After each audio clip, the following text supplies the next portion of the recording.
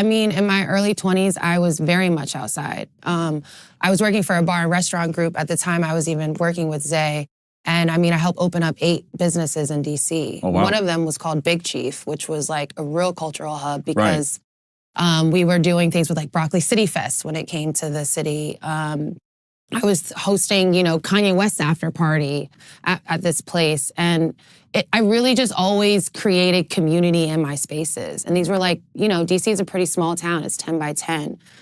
So it's like, it's 10 miles wide, 10 miles long. Yeah.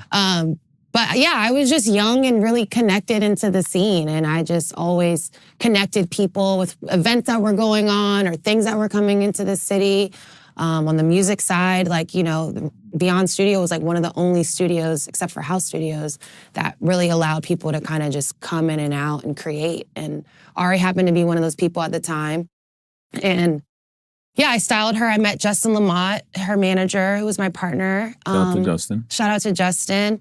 And she was doing a few shows in the city. And I remember just wanting to, like, you know, I'm like, do we need to get some eyelashes for this show? Like, do I need to run to CVS? You know, do you want to wear this jacket of mine? And I was just really just helping her figure out, you know, how to show up on stage and like be confident. And I think especially with women artists that are growing in their 20s, it's like you're finding out what you want to look like, what you want to wear, what's your style like. And yeah, I think who you are. Yeah. And you know, at the time she had just been signed to Dreamville.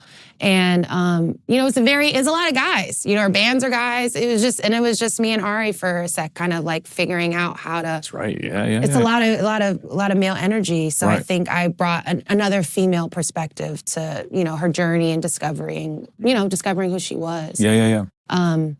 So at that time, Ari is, you know, she had just put out Pho.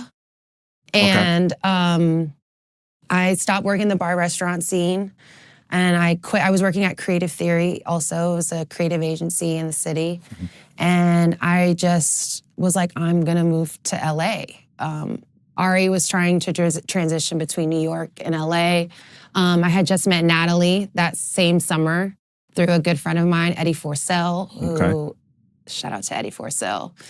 He's an A&R at Prescription Songs currently. And I always say the best record he ever created was me and Natalie. Putting us together.